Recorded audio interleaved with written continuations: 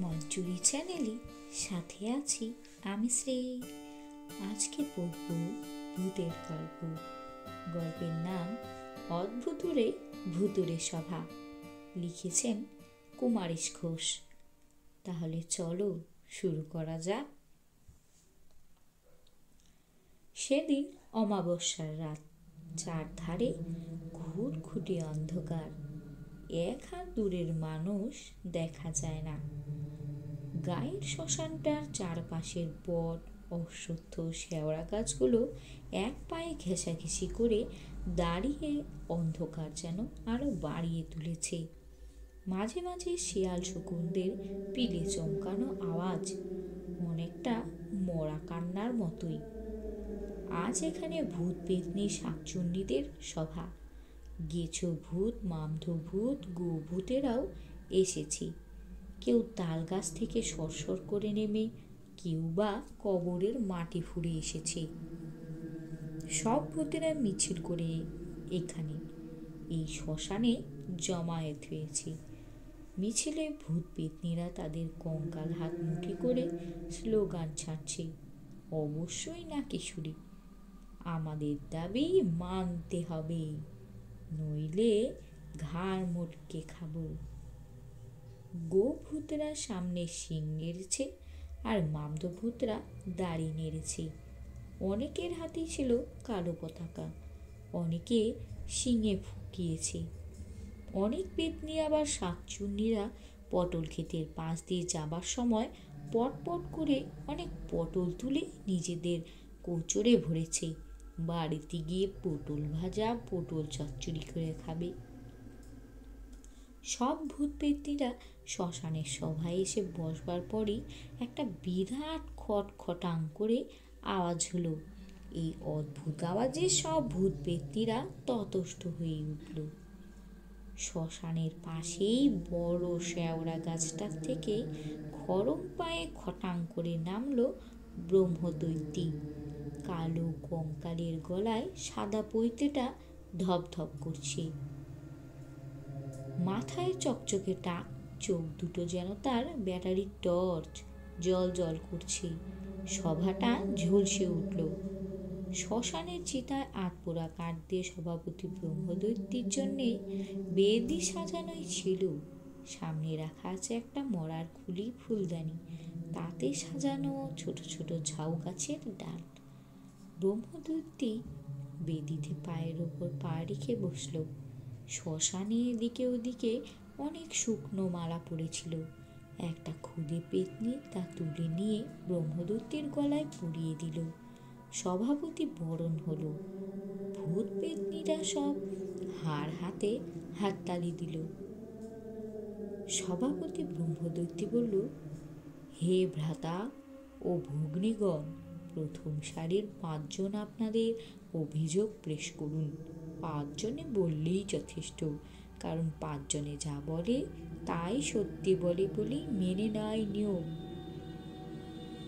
এখানে বলে রাখি, কথাগুলিতে চন্দ্রবিন্দু যোগ করে নাকেশুরি বলানো সভাপতি এবং অভিযোগ জানানো হলো নাকেশুরি।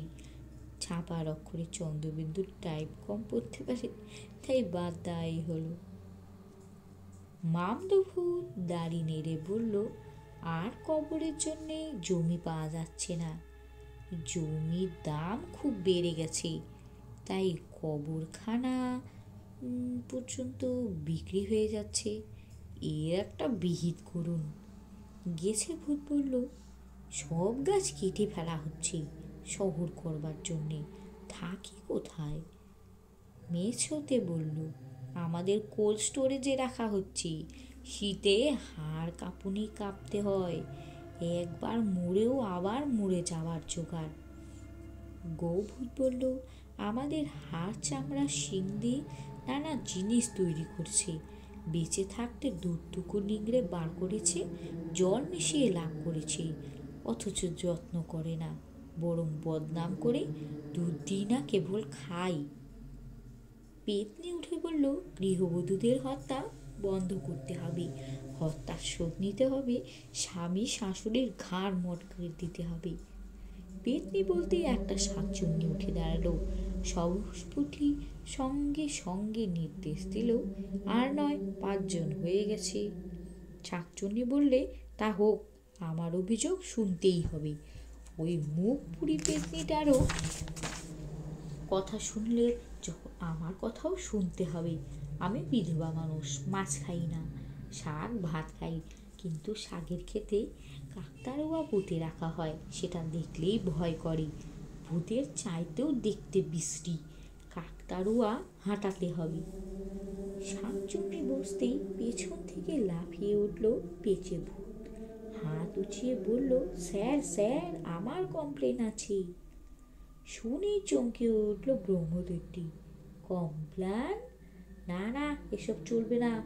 ও তো নাকি পুষ্টিকর খাদ্য, আমাদের শত্রু, আমাদের কাছে না আসতে দেবার ষড়যন্ত্র। বসুন বসুন। পেঁচুভূত বলল, না স্যার, কমপ্লেন নয়, কমপ্লেন, অভিযোগ।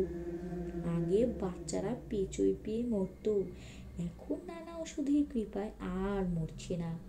ওষুধে আরো ভেজাল বা বিষ মেশানো যায় কিনা একটু ভেবে দেখুন। সভাপতি ব্রহ্মদৈত্যী বলল, ঠিক আছে, আপনি বসুন। আমি আপনাদের সকলের অভিযোগ শুনলাম। আমি তালগাছের গেঁচোভূতকে নির্দেশ দিচ্ছি, তিনি সব অভিযোগ তালপাতায় লিপিবদ্ধ করে যমরাজের সেক্রেটারি চিত্রগুপ্তের কাছে পাঠিয়ে দিবেন। এমন সময় অদূরে শব্দ শোনা গেল, বড় হরি, হরি বল। কারা যেন মরা নিয়ে শ্মশানের দিকেই আসছে। ব্রহ্মদৈত্যী বলল, সভা এখানেই শেষ হলো। বলেই খটাং করে শেওড়া গাছে উঠে গেল, আর সব ভূত পেতনিরাও হঠাৎ অদৃশ্য হয়ে গেল। খুব আশ্চর্যের কথা, ভূত পেতনিদের সকলে খুব অল্প কথায় বক্তব্য জানালো, অযথা ঘ্যান ঘ্যান করল না।